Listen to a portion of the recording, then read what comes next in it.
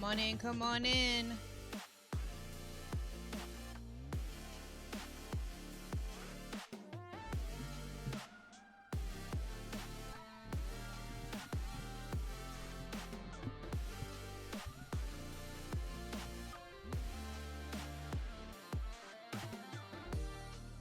How's everybody doing? Y'all ready for this episode? Gonna get this knowledge.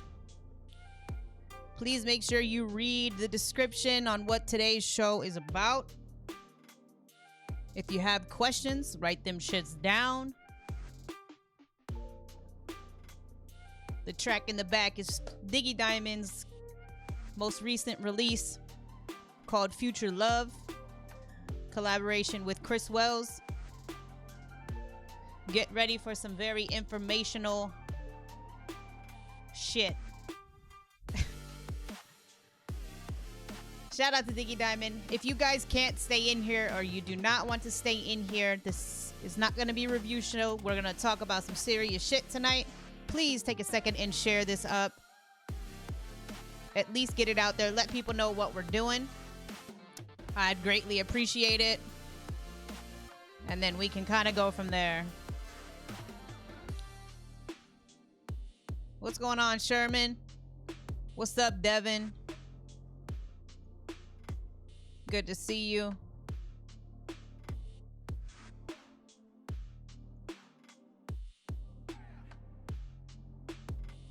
Oh, shit. What is going on, Witchcrafting? Welcome to the stream. We are going to be having a just chatting section today. Who else is in here? Rock Blanco, what's up, man? Good. Thanks for joining us. Invite your friends. All right. So, as you guys know, today is the first episode of LP TV. All right. I need your help by getting this shared out. Please let people know that this is an informational stream. If they're a producer, have them jump in here because that is what the topic is of tonight. If you have a producer friend, if you have whatever, but the description is important. Sometimes when people share lives, it just is the live and they don't know exactly what's going on. So just type in, take a second to put a little note in there and let people know we are discussing things that a lot of people tend to have questions on, at least in my opinion. Diggy, if you have made sure to share it to your page and tag your friends, the people that you especially wanted in here. What's up, Mama Bars? Good to see you. This first episode, as I had stated, we have Diggy Diamond that's going to be coming on as a special guest. And the topic is basically producing. Am I doing this right?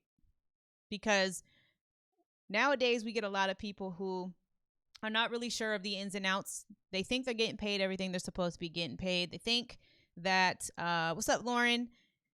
They think that everything is going the way it should be, but we're here to try to cover all bases. This is an informational stream. Hopefully people will start catching on to this, and this will be the first and third Wednesday of the month that we will go into this stuff. So get this shared out. I'm going to actually make sure that I share this onto the stream as well. But even if you're in the chat, tag somebody, tag some producers, tag whoever.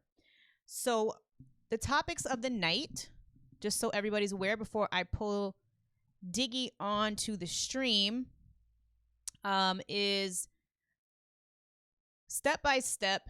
What's the first step? What's the second step? And what are those sub steps in between those? Okay. I really encourage everybody to chime in if you have any questions about anything. Also, if you have any input to put in, and just a basic statement that obviously this is based on Diggy's opinions, experience, and what he's learned himself on what that is. So in regards to all that, we're going to go ahead and get started. I'm going to have Diggy go ahead and give me a call on,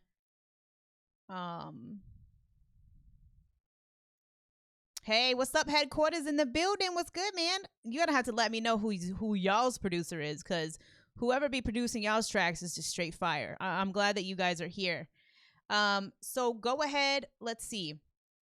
Diggy, if you can call me on Google Hangouts. We'll get you up on the screen so everybody can see your beautiful unicorn face, since nobody really knows what you look like because you never do lives. But that's okay. Hey, there he is. Okay. Hey. All right. Let me make sure that you're on the screen. Yeah, I can see myself. Well, I can't see myself yet, but I'm watching myself on my computer, so. Okay. That's okay, because I have to actually adjust it in OBS because it looks like it didn't keep what it was supposed to, so I have to change it. Just a second, guys. All right. Trying to give me the mush face. Look at that. Look at that bar. I know, right? Hello? Oh, what is going on here? Where's your face? Yeah, I can't hide my face. My face is like very beautiful, so I don't know. But the good thing is people can hear you. So if for some reason or another I can't get this to work, then we're gonna do a podcast type. That's what's up. Let's go. Oh, there we go. So I have to reset. Oh, Jesus Christ. I have to, apparently it didn't save. It's the whole screen. Look, check it out, guys. Wow, kid. Let me do, I know, right? You think that when you set everything up, everything's going to be all good, but it's not. It's not good at all. Let me get these filters up so I can crop your face. Because this shit looks funky right now. Hold on. It does too. No, it's literally the sky. Everybody, we're just gonna check out the sky right now. Yo, you should see me in my face, yo. Like I'm in the camera, but I see the sky like it's like bluish. So right. I'm just trying to find like my marker bars because like you're so big right now, and I don't know why. That shit's crazy. You see that shit, guys? I'm not looking at the chat, but you can talk to him real quick while I'm trying to fix this. Well, okay. Why don't we do this while I'm fucking around with it? Why don't you go ahead and start telling people a little bit about yourself, how long you've been doing producing, and all of that, while I try to get this fucking situated. Gotcha. All right. So, name's Diggy Diamond. I've been doing this for like I want to say 13 years. I always switch it to 13 because I never really know when I really started, but I know like around 17, 18, I wanted to be some part of music. So like basically what I was trying to do for myself was that, I wanted to be some part of music, and I was like, well, how can I get involved? And I started as a rapper, but I didn't work out too well. And then after that, just trying to dibble dab in like production because I actually did like the musical part of it. So for me, my first usually music name was Buckets, and that's not a marketable music name. So as me going through the trials and tribulations to kind of learn how to go through what we're going to talk about today about, branding and marketing and how to go about being a producer and stuff like that, in those whole years, I had to actually get myself adjusted properly because is like, you got to make mistakes to actually be successful in this business, and then actually in anything really. So, right. Yeah. So in the same sense too, as all the mistakes I made, I'm glad I made them because I don't want to be at a point where I'm doing something repetitive that I'm doing wrong and I never fix them. So, basically that's it. I mean, learning what I learned and who I am today, I'm just okay. So. That's good. Well, no, you're a little bit more on okay, and people know. So for the people that don't know, let people know what it is that you do as far as like what is your genres that you would say are your forte? Yeah, R&B and pop. Yeah, R&B and pop. Off the back. I got you. So, well, and that's good. So what's your next favorite one outside of that then? I've been dibble dabbling in like EDM. So, and EDM goes a long way with future bass, techno, future R&B. It's probably other genres because EDM is really called electronic dance music. So it's really about using electronic sounds that are not acoustic sounds or anything like that. That's not like live instrument stuff, but electronic music to make, have a dance type feeling. So it could go in any type of genre. There we go. Yeah, for sure. Okay, we're getting there. People can see you now, but now I just need to adjust. Now I just need to adjust. I know, guys. I know it looks like shit right now. Just bear with me. All right. So in regards to, we're gonna, like I said, we're gonna talk the the steps and everything about the way that people should be doing this correctly. Make sure you're paying attention to the chat right now too, because I'm still trying to fix it, so I can't see what people are saying at the moment. But Okay, cool. Yeah. I will, like I said, okay, Brian Oliver said, is it more attention on Facebook? I'm not really sure. I'm not sure. Neighborhood radio in the building, Sound Minds said, I'm learning that right now firsthand. Okay, don't trip, guys. I'm just trying to make sure I'm doing this right. So, first things first, what would be a producer's first step? What was your first step when you first started producing? Learn how to produce. And elaborate on that. Like, you know, what do you feel like was the things that you did in order, you know, to do that? Like, what steps did you take? Yeah, so I wanted to know what I wanted to produce. So kind of have a grasp of like what music do you like, because sometimes with the music you like, maybe you're not too good at it. Maybe you have to do something different. Right. So when I like R&B, so I really took the time to really learn R&B. And when I say learn it, I mean the foundation part of it. Like you need to know every genre has three things. It has a sound selection. It has the chord progressions of what every genre has, certain chord progressions that goes with that genre, and the arrangement. Okay. And once you kind of learn that, then yeah, you kind of grasp of what you're doing. You know, that you're making your own. So. Okay.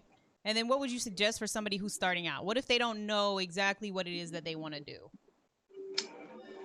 That's a good question. There we go. That is a good question, because basically a lot of people go with trap because it's so easy, because it's 2-bar melody and stuff like that. I think it's not more so what genre you want to start. I think it's always good to at least start with music theory and at least kind of dibble dabble on little music theory, even if you don't have to be advanced in it, but you need to like learn a fundamental of what you're doing of anything. So to make something musically sonically sound right, I think you need to learn, and that's just again my opinion, you need to learn some music theory, because even in trap with 2-bar melodies, I mean you could play by ear, and if you learn how to play by ear, that's fine and dandy too. But right, you need to know what you're playing, and that just helps you out to even expand your brand a little bit more when you know what you're doing. Sure. So music theory in regards to like certain scales, right? Yeah, scales, chord progression, the feeling of like key of B brings a different feeling. Key of C brings a different feeling. A lot of people don't even know that Travis Scott, if he knows it or not, that he does a lot of F minor songs, because he makes a lot of dark music and a lot of eerie, scary music, even though it doesn't sound what he's talking about is eerie, scary, but a feeling it makes eerie, scary. So even with composers with movies and stuff like that, they know what keys and music and sounds that make people feel a certain way. That's why they sound select their movies and soundtracks and stuff. So sure, and that makes a lot of sense. I mean, if you guys really think about that, when you're thinking, that's why when you hear like on my review shows and stuff, I'd be like, you know what, that bass line just sounds out of key. It doesn't sound like it's in the right key. You know what I'm saying? And I think, I mean, maybe it's just not the bass, but there's also other elements within a track that have to be in the correct key in order for it to really go ahead and really put across exactly what it is that you're trying to put across. Correct? Am I correct there? yes, no, you're correct. And I just see Brian just said music theory can help you knowing your key signatures is key, and exactly that's the exactly point, because you could stay. It's really basic. You could know it's 7 keys, right? And you could just be a producer that is an R&B producer that just loves your favorite key of C. Everybody uses C major in every dance music or whatever. Everybody uses that because it's happy, go lucky, joyful, whatever, stuff like that. But maybe you a producer that likes to make R&B and a little bit of trap and a little bit of hip hop, but you're doing it in the key of B and A, and you can stay with those 2 keys, bring different arrangements, bring different chord progressions in the keys, and make your own style. Who's to say you can't? And you have scales. So you have the Dorian scale, the harmonic scales. You have different scales. So the possibilities is limited. I mean, endless. So Yeah. it's like, yeah, it's that's what I'm saying. So if you know the fundamentals, not to learn like a master, but know the fundamentals, and then after that, figure out what works for you. If the key of B, you've been studying that key for a year, and I know all the chord progressions in that, and I know all the scales in that, and whatever. Okay, cool. I know I want to go B major in Dorian. That's a different scale than B major, just regular B major. And you work with that in your own style. Hey, you could create a whole new key scale in your whole style of music. So Sure. it's good. Now let me ask you something, because I- I'm I'm not trying to offend anybody, but there are after just being in the work that I do with my platform and stuff and listening to music and hearing stuff from producers and stuff, do you think that it's really obvious or really apparent if somebody doesn't know these types of theories? Me personally, I say yes, because I feel like sometimes you tend to hear and see a lot of loops that are consistently the same throughout the production, Yes. and they don't vary very much from the original melody. Right. Exactly. They don't. And even with that, like if you knew about music theory, you could learn how to use that loop and utilize it in a way where I know the key of that loop. Let me transpose that loop in the key that's gonna make it work. Oh, you know what? I know how to chop up a loop. I know this is the chord progression, this is the chord progression, and this is the chord progression. So I could do two things. I could chop up the chord progression of the sample and switch it, or I could play over it. So it makes it seem like your own thing. That's what Justice League does. Don't get it twisted. Justice League, they make their own thing, but they have interpolations of a sample. They just know how to play it right. Right. That's it. And I think that's important. I mean it is important, period. Um but that would be, I think, mainly what I would say, or let's do it like this. What advice would you give somebody who is starting out? What do you think the first couple things that they should start with in regards to trying to learn that theory that you're referring to? What are some good resources, or is there a resource that's out there right now that maybe you used when you first started that is probably something good for somebody maybe that's trying to learn that music theory? Yeah, so it depends on how well you learn. Some people visual learn, some people can read and actually get things, and some people need to practice, and some people need to do all three. So I'm a person that's a more visual and a doer.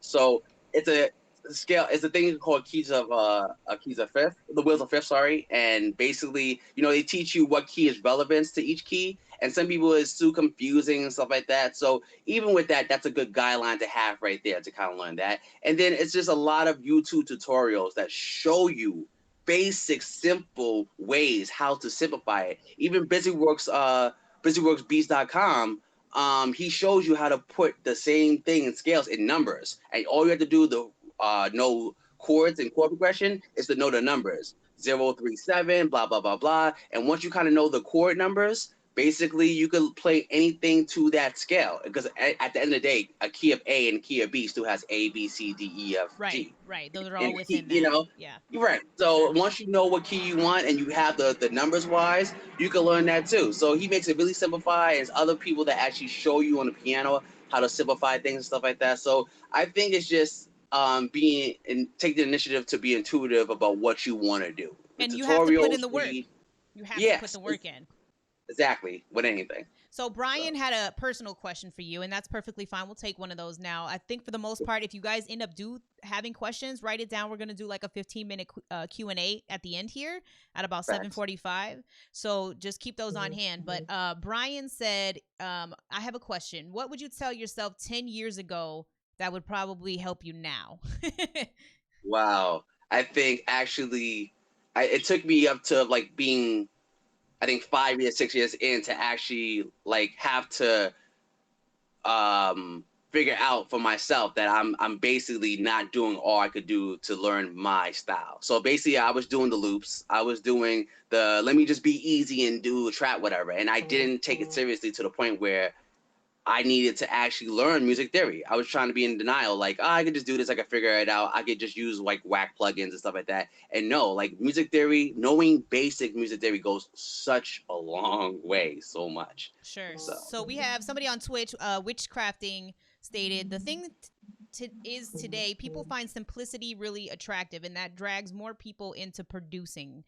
He said people for type beats or just sample instead of making own melodies, and I think I'm kind of in agreement with that statement. And to an extent, it really depends on the producer, right? it really does. Pharrell, like I can even show you Pharrell, my idol is really a minimalist. He doesn't make a lot of orchestrated and has to be all like in sevenths and ninths or whatever. If you think about all the Pharrell, drop it like it hot, shake your ass, all this stuff, it's really, really basic, simple stuff. Yeah. It's more so about the chord progressions that fits and makes it sound sonically good. So being a minimalist is damn well good if you know how to make a minimalist and make people feel the music. That you're doing your job. Right. So I agree.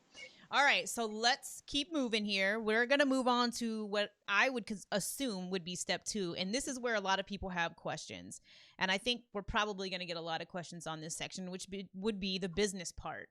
As far as, like you said yesterday, protecting your music, as far as copyright goes, publishing, branding, all of that. So first and foremost, let's talk about copyright and protecting your music and how you go about it. Now, I know yesterday we briefly had a discussion about, you know, the copyright, and if you have to basically do one, you know, copyright submission for each beat, or you know, talk about that process for you. Like, I know you have over 1,000 beats. How do you get all those up without having to spend a shit ton of money on copywriting them? You know what I mean? So 2,000 beats. Let me stop. Yeah. No. At first, I didn't even know like how to copyright beats when I first started, and then you know over the years I copyright, look, you know, like 5, 10, and whatever. That's when it was like $35, and then even over the times now it's $55. But copyright is really important because first of all, you want to just protect yourself at the end of the day, no matter what technicality. If you make stuff and you keep on your computer and you don't even publish it to even share with nobody, you technically don't have to copyright it. But you know what? You should, just to have the extra layer. You never know. So as copyright works, you know, you open a claim, you pay your money, $55, you make a claim, and you put in the information and stuff like that, and you put in like if it's gonna be an album or a song, a title, a single title, whatever. You put in that all information for it. You the metadata. Maybe you have a ISRC number. You put that in there. UPC. You put that in there. You can have all this without even releasing stuff. That's another thing too. Right. You could buy those, and you put all that stuff in there, and it opens a claim to where you could upload as many unlimited sound recordings as you want in the claim. So you don't have to individually submit each beat. You should do as many beats as possible for each submission that you're going to do to the copyright. Now, the copyright site, is there any other copyright site other than copyright.gov?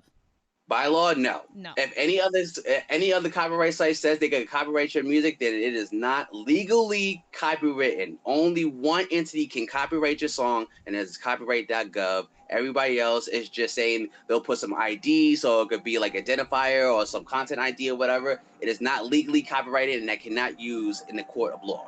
So that is a very important point. Let's run that back. Copyright.gov is where you should be copywriting that music. Yeah. What's going on, Savvy? Yes, artists too. Definitely. Too. Now, let me ask you something then. Does the same situation apply then in regards to loading up thing? Like, obviously beats you're going to have multiple of. What if a artist, would it be smarter for them to upload as much as they can at once? No, and I'm glad we touched on the artist and the producer differential, because what an artist, I think an artist should do for a single, only do a single. For an album, only do an album. Because what I would say is, for my experience, is that when somebody takes my beat, usually they change the title, and usually they changed some kind of part of it. Like, it's not gonna always be the same title when you know you have the beat and you give it to the artist. Like, I feel it was this title, so they've changed the title, and that's when you re-copyright the work, and you actually, you know, put the producer on as a songwriter, yourself as a copyright owner actually, and copyright owner as the producer and the artist, and then basically you guys copyright the new title of work together. So for an artist, I think it should be very paramount for legal ways and activities or whatever, to make sure that you either gonna do it for an album wise, and make sure you do it for a single wise. Do it like that for each one. I completely understand. Brian said, "What are the steps to copywriting a song or beat?" Which we were just getting ready to get into that, so that's a good question. He said some of it's complicated to do, so they may need step by step. Yes, and that's something that if you don't maybe still understand after this live, you can always jump in Diggy's inbox and he will be glad to talk with you about this stuff. But let's briefly go over what steps you take when you go to copyright a song or a beat. Yeah, so you know, you make the beat, bow. You mix it down, bow. It's an MP. Yeah, it's an MP3 and it's a wave. Bow. Cool. Okay. I like my bows. So you go to copyright.gov.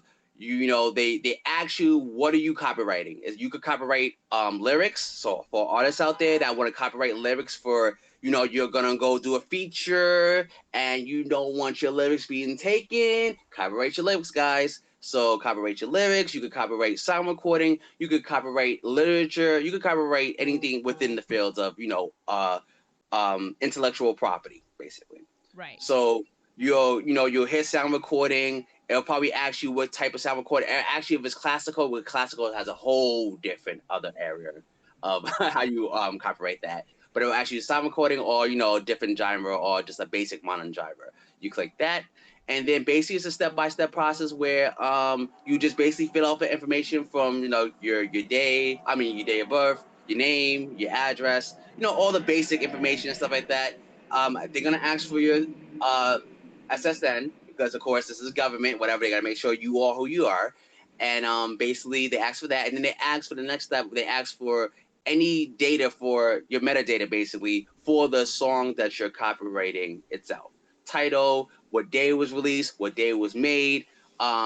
Basically, if it's any other songwriters on it or copyright holders on it. Again, ISRC, the UPC. They're really detailed in everything. Extremely.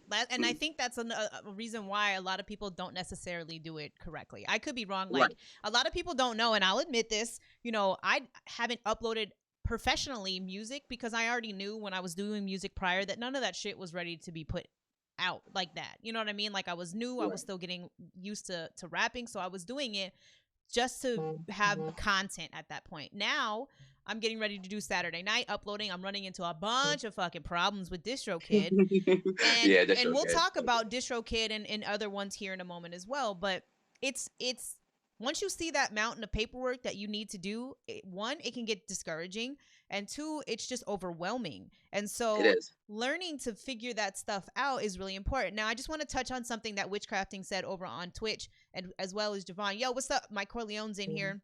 That's good.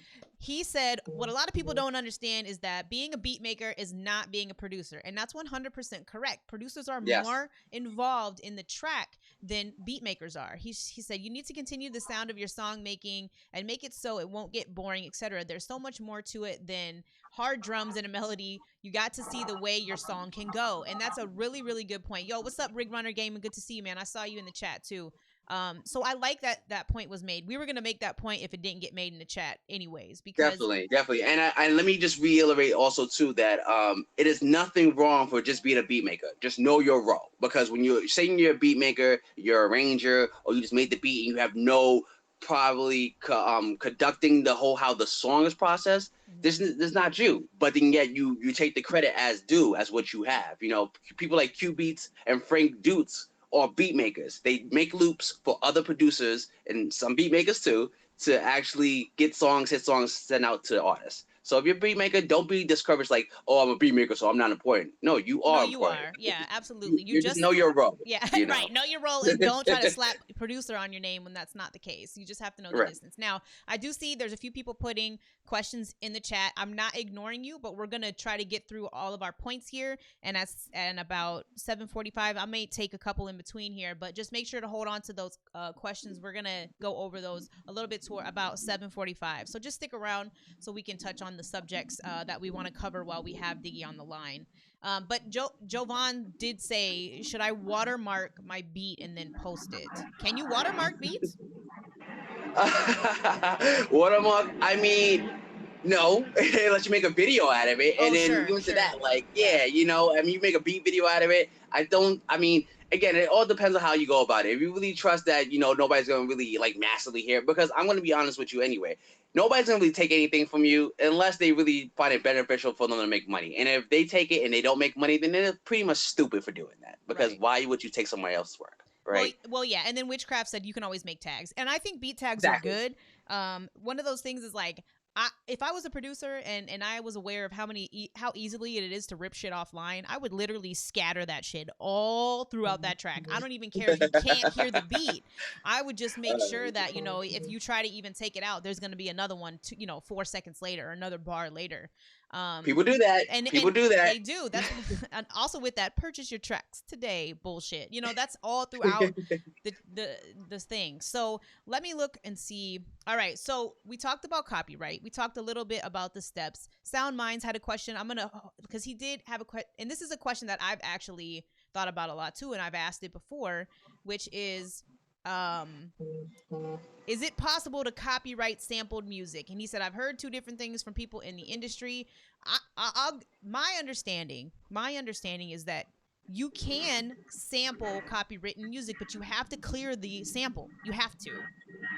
Now, some other people have told me that, oh, well, if you chop the sample up enough and make it unrecognizable, you do not need to clear the sample. However, if you want to be on the safe side and not get hit up, it would be in your best interest to clear the sample. Now, I'll let you take that from here, Diggy. I think the main keyword is monetization. So monetizing your creation. So if you take a sample and you have an interpolation of it, if you chop it up, or you just use a loop of it, and you mix it down, and you make your drums, and you play over it, whatever, you do not have to give credit to the copywriter, because if you're not monetizing it, because if you just uploading it, whatever, and you just having it for free, and people will listen to it, and people are like, hey, look what I did. This is my talent, stuff like that, blah blah blah blah. No, you don't have to give the person copyright, because you made your own beat. You made your own creation for something else. Let's just say if I take a pen, or I take a sound from that Office guy, the guy that made the beat off the Office stuff, whatever. Alex, yep. Exactly. You can't copyright a sound. You're more so copyrighting the work of art that the sound was used, or after Katy Perry, the lawsuit, whatever, the whole chord progression, which you can't copyright that either, but you see what she just went through. Right. Or a drum groove with Ramen Thicke and Pharrell and stuff like that. Yeah. Again, she didn't copyright that, but yes. But still, you can't copyright. You're not copyrighting the sound. You're copyrighting the work of art of the sound, whatever. So even to that, if you make something, you mix it down, and you just share them for free, you don't have to. You can copyright it, and you're okay. That's your work of art. Now, when you are trying to monetize that, right, and use something from that work of art, that's when you have to get it cleared. That's when it's the problem. And I think a lot of people kind of forget that. Once you're trying to make money off of something that didn't belong to you in the beginning, that's when that comes into play. So there's the difference that you're looking for, because if it's not for profit, it shouldn't, you know what I mean? If it's not for profit, you should be in the clear. But if you're trying to make a profit, they're going to get their cut, because that's the way it goes. Right. So, all right. So let's keep moving. We got some good info going here. This is hype. I know. So let's move on. Let's touch briefly on budgeting and publishing. We're gonna kind of put these two together, and we'll land off on branding at the end. So for your publishing and your distributing, what is the basic way, or what is like where you want to start when it comes to publishing, and what do you personally use in regards to that, as far as maybe a producer against as a or an artist that may not use it for similar reasons? Yeah, I mean, as anybody, as an artist producer, you should always have your publishing taken care of. So what I use is Song Trust, and I just recently got involved because recently, a year and a half ago, I'm still again learning, guys. So really, I didn't know really publishing companies was so easy to access. I thought you had to be sign up with one, you have to get hooked up with one. I didn't know Song Trust was like, hey, we're a publisher, we represent you. It's like, oh, I didn't know that. So I always knew about it, but not Song Trust itself, but publishing itself. But I didn't know you could actually sign up with a publisher without having the middle man. So you can go directly, is what you're saying. Basically, you can, and that's the good thing about this age. Everything is so online and so easy to use. And about being an independent artist, it's really easy to be an independent artist if you know what you're doing. So, right. And we're trying to make sure that you guys know what you're doing. We want you to get paid for everything. That includes mechanical, that includes background royalties, mechanical performance, all of that. And they don't come all in one package. There's more than one company that you have to be involved with in order to get paid correctly, right? Exactly. Yes, exactly. Because people think BMI and ASCAP are your publishers, and they're not. They're your PROs.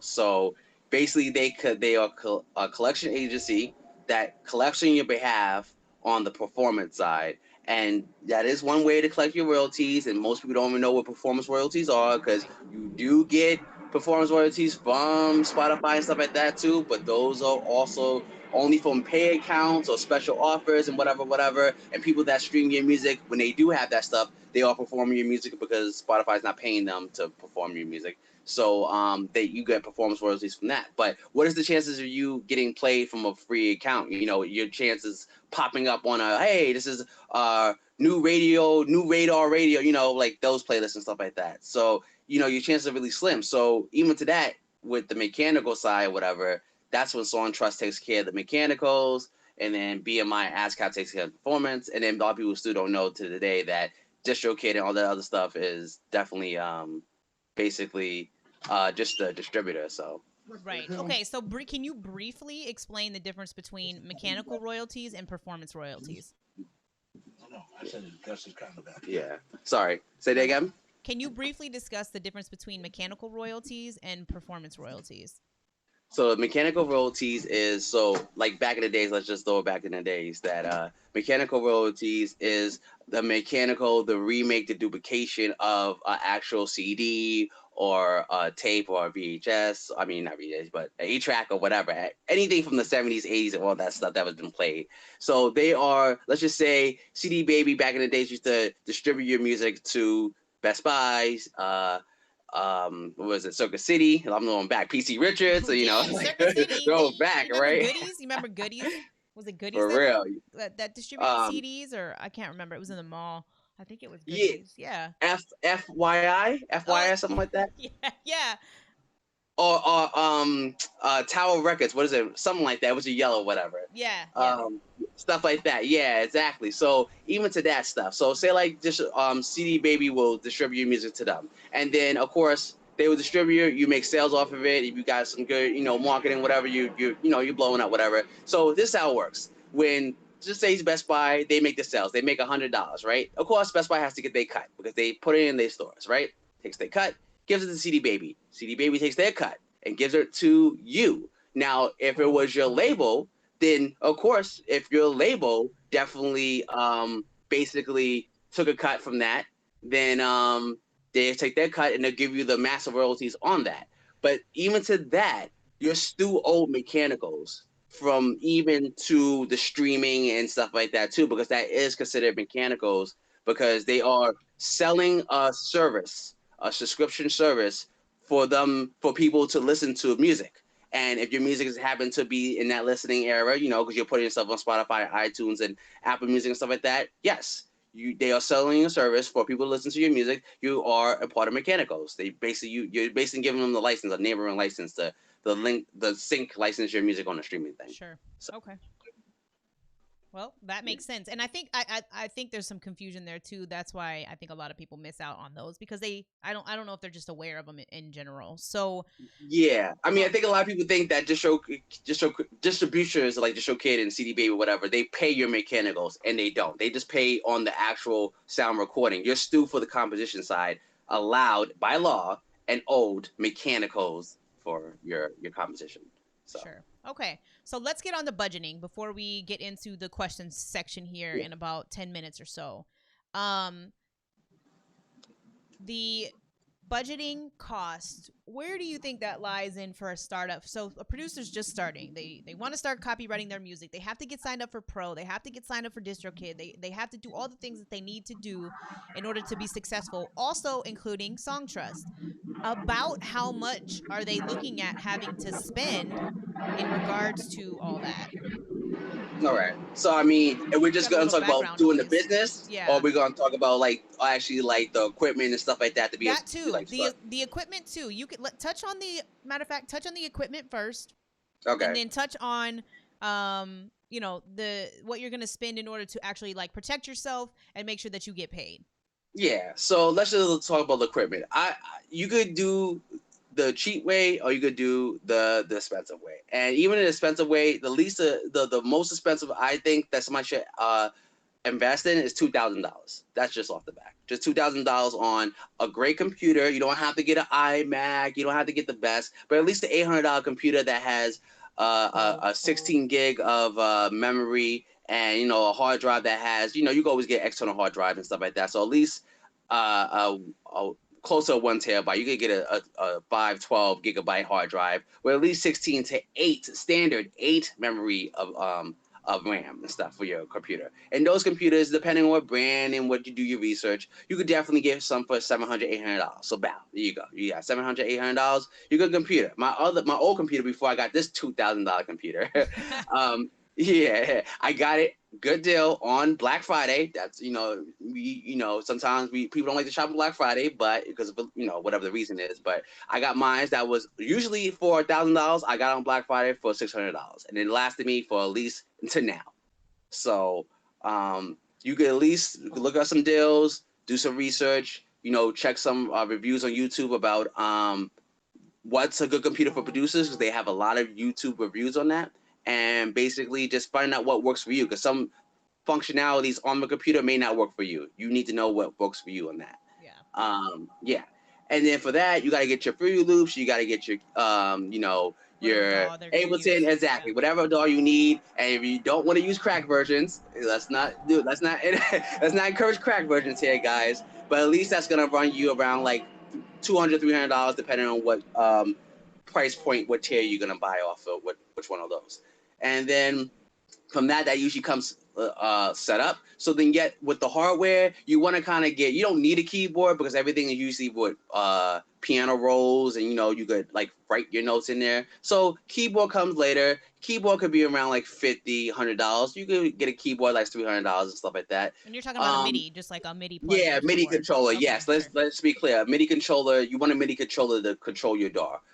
If you're one of the sample producers, get an MPC or what is it? What is it called? The other, not MPC, but it's ones that Native Instruments make that everybody loves and stuff like that too. So that MPC, people are gonna say in the chat what it is. I know somebody is a sample head, especially Illmind. I'm messing that all up. Mike said. Mike did say though. I want to point out that make sure that it's a solid state drive. Yes, because that is good with the RAM, because it makes your plugins load fast. So definitely make sure it's a solid state drive. And even to that, you can still get a good computer, $700, $800 that has a solid state drive, maybe an 8 gigabyte RAM if you don't want to spend like $1,000 something for a 16 gigabyte, but 8 gigabyte RAM, solid state drive, hard drive. And then you can always put it in the external, because as I show pictures on my page, I have 2 external hard drives that are both 2 terabytes each. Yeah, back up your fucking backup. That's really what exactly. it is. I mean, you can't do that enough, because I've had 2 computers crash with music on it, and I almost cried and quit. Like, it's no joke. You do not want to lose music. Yeah, exactly. So we're getting a little close to 7:45. So overall, you said about $2,000 roughly, just to get a basic, nice, decent start. Maybe $2,500 depending on which route you go for a computer, right? Basically, yeah. I mean, monitors, amps, audio interfaces. Yeah, it's all optional, because I don't even have all that, and I still make as the music I am. You just want to get the essential stuff. Sure. So okay, last subject before we get into questions. So if you guys have questions, you guys can go ahead and start putting those in the chat right now, and we can go ahead and get started with that. So the last topic that I want to touch on is branding, and this is probably something that I can talk about as well as Diggy, but branding is extremely important. I would think this would go into if you're going to first start producing, you have to have a plan on what your branding is going to look like. What is your logo going to be? What is your color scheme going to be? And understanding that all of your social medias in regard to your producer name and account have to match. People are not going to remember you. If your shit looks different on every platform that they go to, you have to create a consistent image. Because when I think of Diggy Diamond, I think of a diamond, and I know exactly what it looks like in my head. I know exactly what the font looks like, and you have to keep all of that stuff consistent.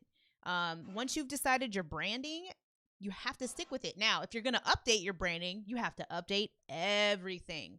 You can't Right. just update a portion of it and then expect people. I mean, as much as people don't think that it's important, it really is, because if you're trying to leave a lasting impression on somebody, or on just in somebody's brain to remember your brand, you really have to take that into consideration. And the same goes for, like, if you have a beat store. If you have a beat store, you're gonna have to be consistent there as well. And Savvy Music just said it right now. He said, with aesthetics, with the language you use, with your links, with everything. Yes. That's why we pay him the big money, because he knows that attention to detail. Shout out to Savvy. We're gonna go ahead and plug that website here in a minute. I'm gonna tell you that right now. Um, but go ahead, Diggy. You can join in on that as well.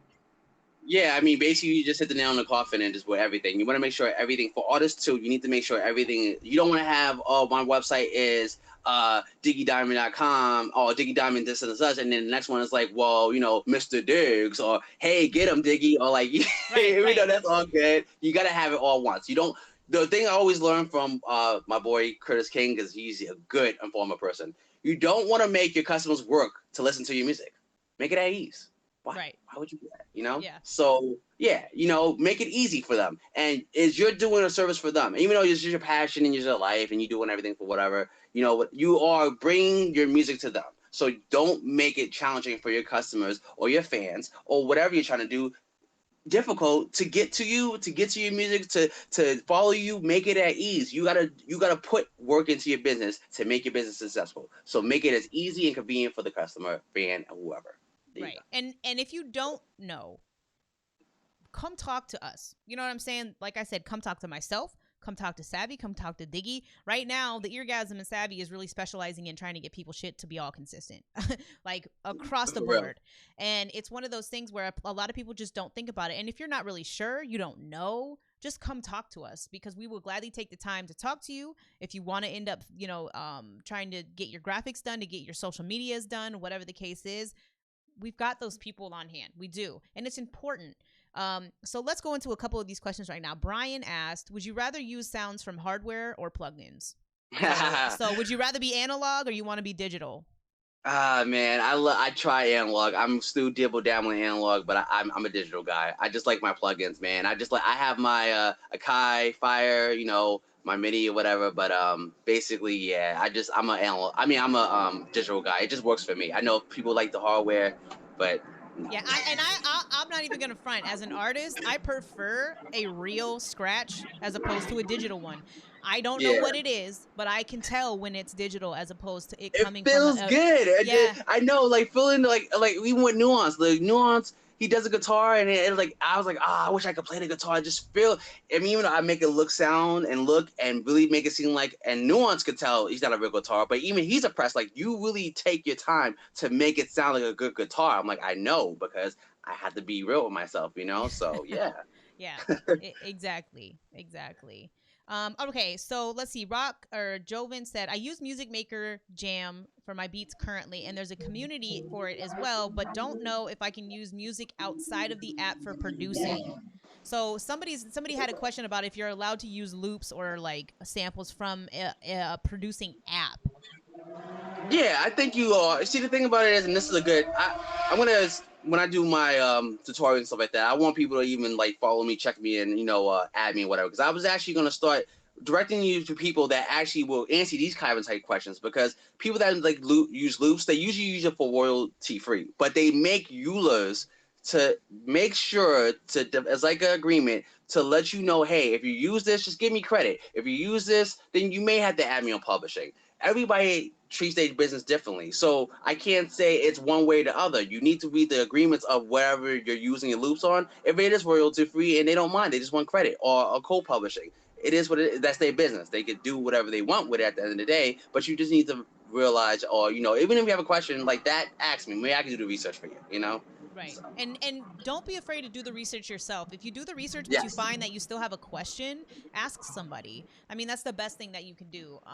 So well, if anybody else wants to put a question in the chat right now, you guys are more than welcome to. Let me scroll back up and just double check that I didn't miss anything.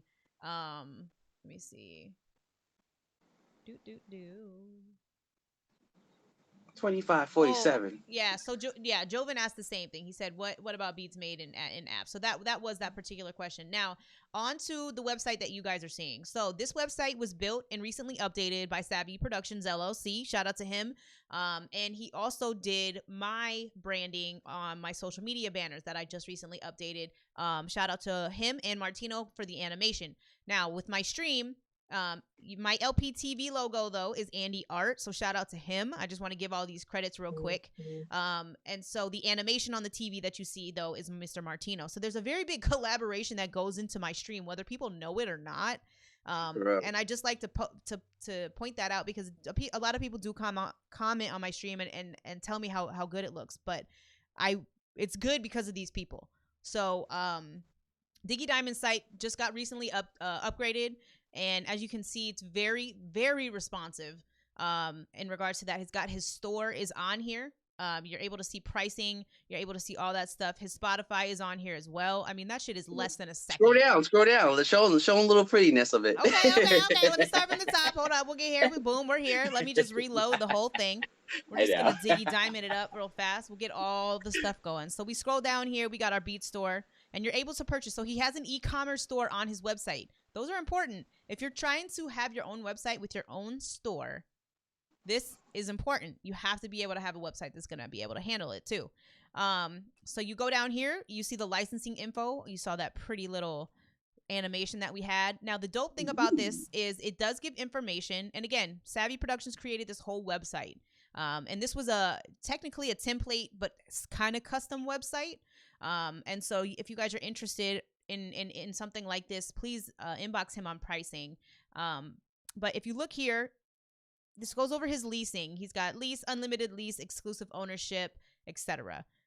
You click on this, it actually brings up a document for you to read. So that is extremely, extremely helpful because you can actually get into the detail of that. He's got his Spotify here and his recent videos. Then all of his social media down here at the bottom. Rock Blanco had a question. He said, if you use a pre-made ARP from a VST, do you give credit to the developer? No, because the developer is selling you a VST for, even though they pre-made a preset, you could articulate it in any kind of key. You could change the numbers of how many ARPs you want, because it means arpeggio, he's basically saying. So, but no, you can articulate however you want. They can't dictate what you're gonna do with it. So no, you don't have any credit of a developer. Okay, so continue. Like I said, guys, if you guys still have questions, put them in here. But I do have a question for you, Diggy, because we didn't get a chance to touch on this when we were talking about the other stuff. Licensing info. So if you are a producer, we have to just briefly, if you can briefly touch on what a lease means, what an unlimited lease is, and what exclusive ownership is, and actually owning or not owning your masters. Yeah, definitely. So what a lease is that you're giving out a license to lease the beat.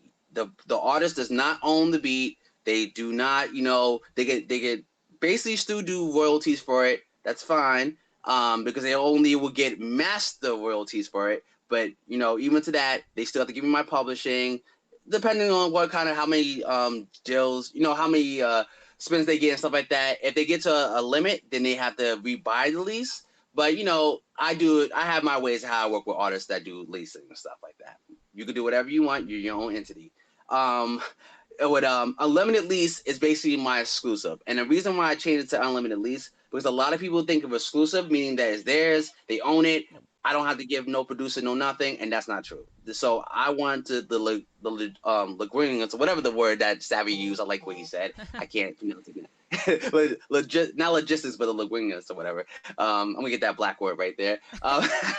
Unlimited lease meaning that you can have no limit to how you lease this beat, and of course it's gonna be more because you're basically having more of an opportunity to really make numbers and really get royalties off of it and stuff like that. But that does not mean you own my beat. I still own that beat, but you are exclusively to have that beat as your lease. So basically, I'm giving you a license to make a master copy of the song because, again, my beat of the instrumental is still owned by me, but you have the right to make a master song by recording over it and making a song. but I still own my instrumental. But then yet now you still have to still give me publishing. So now let me correct me if I'm wrong here. With the lease, but not the unlimited lease, that means Yes. the leasing, the big difference between these two is on the lease, you can still continue to sell that to other people. On the unlimited exclusive lease, you are not allowed to continue to sell that lease to anybody else, correct? Yes, exactly. Not allowed to sell that license to anybody else because they exclusively own that license to do whatever they want with it. Okay, now exclusive ownership. The good old word of buyout back in the days in the 90s. So that means you ownership. Of course, I don't put a price because it all depends on the beat and how, what you're going to do with it and stuff like that. That's what I like to have a business conversation with somebody. But for ownership, that means you own my copyrights of the instrumental and you own my publishing. Basically, I'm giving you, and it's in the contract in itself, I'm giving you my rights and give you my publishing. You could do whatever you want with it. You could resell it. You could put it on a commercial, make millions. You could do whatever you want because now it is ownership to you. But for that, people will pay a pretty penny. So right, that's and why that's that. Let me add on to that because I'm thinking that this is important as well. The exclusive ownership usually has a price tag on it up front because you will not be making any money off of that beat. Correct. Right? No money whatsoever. I will be you have everything. So that is when you will see a bigger price tag. When you see people saying like, "Oh, my beats are $3,000, $5,000, whatever the case is," you're essentially paying them for what they could make potentially in the future, but all up front. Correct, Diggy? Yes, because you stopping my getting my continuous money basically. So basically like now since I can't get residual income from these leases and whatever, and I'm giving you the full rights to it, I can't even get publishing on the back end. Basically I have to charge you up front. Right. So. Okay, now Javon had some questions. He said I'm sorry. No, I said good. Okay. Yep. He said, if I sell a beat, do I get royalty when they make money from it? Yes. If you sell a beat for a lease, and again, you want to have all this, a contract or agreement, because even an agreement, when somebody purchases something, they are locked into the agreement. That's what the agreement says. When you purchase this instrumental, however you word it, they all locked into this agreement. They have to abide by it. But yes, if you do not, anything with anything, if you do not have it on paper, I don't care if it's word of mouth, if you do not have it on paper, that you are giving up your publishing, and you're giving up your copyright, you still own your copyright and publishing for that instrumental. That is just by law. And so I'm going to say this too. It is important, extremely important to have contracts when you're fucking with your beats. You can't just assume somebody's going to do the right thing. You cannot. Nope. If you take yourself seriously, you should have contracts in place, especially when it comes to making money for the both of you. Like you have to be able to do that correctly. So if a producer chooses not to work with you because you don't have your pro in the way that it should, or any of your other items, that is a mistake on your part. You have to have that in place because realistically, this producer is producing and wanting to work because they essentially want to make money on something that they're gonna be turning into a production. Yeah, exactly. And split sheets, song splits are definitely, you have to have them. I mean, even when you're doing a lease or whatever, of course, you don't really have to because you're making money off, the front end and whatever. But if you're going to do a buyout or unlimited lease or whatever, even to me, I just had somebody that paid for a buyout. And even to that, he's still willing to give me, again, that's on him. He's still willing to give me royalties. He's the ownership or whatever, but he's willing to do that. So even with that, you still want to kind of have a contract. Still have a contract because they're going to say it, but they might not do it. But if you have that contract, and that's one of the things, don't let contracts stress your relationships, especially when you're trying to build with them. You need to make it aware from the get-go before you work with anybody that this is how you work, period. Exactly. Period. So Houston had a question. He said, how are you getting placements? We didn't get a chance to touch on this, but if you want to take, we got about 2 minutes left. So if you want to kind of give them an idea, maybe where to start with placements, we can always come back the next time that I have a show. It's not going to be, it'll be the 21st when we have Professor Pooch on, and we can talk about placements with him as well. But give them a little bit of information on placements and maybe, where they could start. Yeah, and you know what? Honestly, it really takes about relationships and networking and stuff like that. It's a trick that you could do on Twitter to look for publishing companies, and I'm not gonna go too much detail on that. You could do that, or you know somebody that actually is, you go to networking shows and events and stuff like that, and you may know somebody that is a TV licensing company, whatever, or they have insight, or they have a liaison with them and stuff like that. It's mostly about networking replacements. That's what it comes down to. Once you network and know somebody that knows somebody, and they're willing to work with you, and have like they know movie companies and TV companies, and even like just, or maybe a publishing company that does deal with that and stuff like that, and you work with them and have a good relationship, yeah, and then you have music, yeah, now you just put it together. So that's how you get placements. Right. And I think you're really right with that. Making those relationships is important, because then Right. you have the opportunity to be introduced to somebody else. One thing that I really can't stand, and this is just me personally, I don't know about you, Diggy, but is, with the platform that I have, I make a lot of connections, and I reach out to certain people who I see that are grinding, making moves, doing that, to see how we can basically benefit one another, whether that's free promotion for them, that they go over these things, or whatever the case may be. But Right. my thing is building those relationships is what's going to kind of also connect you with these other people. What I don't like is when like people go on my friend list and they just start adding people. You don't, Yeah, that's annoying. I mean, it's I understand we have mutual friends, but at the same time, if you're trying to have that connection actually made, then you need to let me introduce you, or I need to let you introduce me, so everybody in the book knows what's going on. Mm-hmm. Mike said, I have to send that email in, Diggy. You just reminded me. So that's Yeah, good. And then that's good. Jungle Jack Beat said, great first episode, y'all. Hey, I really appreciate that. We are going to do these twice a month. And each time there's going to be a different topic. If there's something that maybe we didn't get to cover in this particular episode that you want us to touch base on more, just send me an inbox to the Eargasm page, or send it to my email. Soundmind said he needs that site to clear samples. So, Diggy, are you aware of any site that you can use to clear Yes, samples? What is that? Tracklib, and I definitely will inbox me. I'll tell them the website again. It's called Tracklib, just And for everybody. I think you're friends with Sound Minds, aren't you? He's been on here before. He's got some dope beats. Yes. Oh, sound. Yeah, definitely hit up. His sample game is Yeah, crazy, better than mine. it is. It is. That's one thing I will have to say about that group of producers corner, is they do that 100 sample challenge or whatever, and I'm telling you, Yeah. them dudes in there be killing it. So shout out to Yeah. them, and shout out to all that. But so that, I mean, is there anything, do you want to put out any more information before we go? Or you want to let people know anything, or just say hi to somebody? Well, I want to give hi to everybody: my mama, my brother, my sisters, my family, Facebook friends. You guys. Holly LP, because you're the sister of another mother, brother, cousin, sucker, but but no, I just want everybody to be informed that first, my handle is Diggy Diamond all through, so no matter what you go to, it's gonna be Diggy Diamond. Be So consistent. definitely add me up. Definitely, definitely add me up, and anybody that wants information on anything, I'm gonna start doing my own live things and stuff like that, and actually going through the steps and step by process. So catch me on those, because if anybody wants to say, hey, how do I do BMI sign up? How do I do Sound Exchange? How do I do Song Trust? Whatever. I will go through step by step. I'm start making videos like that. So definitely it'd be helpful for you guys. And definitely, if any questions, inbox me. And anytime you want like opportunities and stuff like that, inbox me. Anything that you need from Holly, inbox her, because she's definitely a great informative person. Like, she's one of my top informative people of all time. Yes. So. And then just to make a point too, and I see Ryan coming in saying that he mixed it, or he missed it.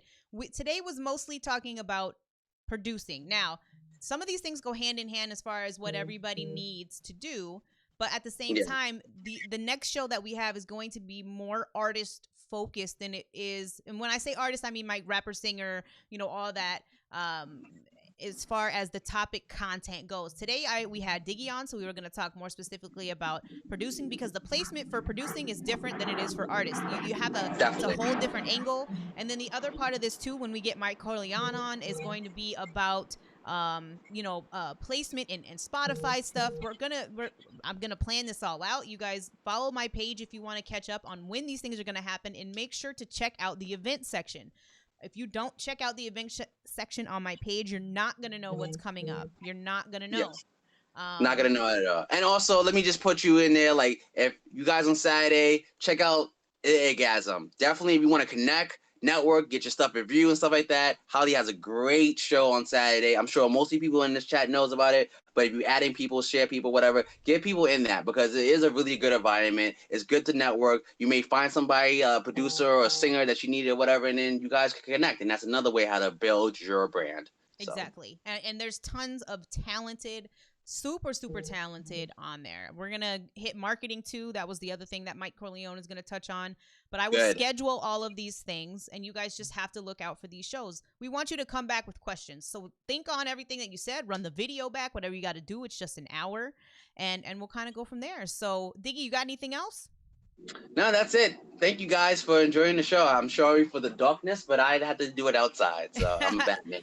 It's all good. we can still see you, Unicorn. So again, guys, but Diggy, thank you so much for being on, man. I'm gonna go ahead and end the call, and I'm sure you're about to get a whole bunch of inboxes. Yes, I am. Thank you. That's good. Yeah. All right, Diggy, take care, man. All right, you too. All right, bye-bye. All right, guys, so that was the first episode of LPTV. Thank you so much for being here. If you happen to come in late, run this back. There's so much good information that if you didn't have the opportunity to watch the show live, please run it back. It'll be available on Facebook. It'll be available on Twitch, YouTube, anywhere that you would prefer to watch it. Go ahead and watch it. Think of some questions for the next show.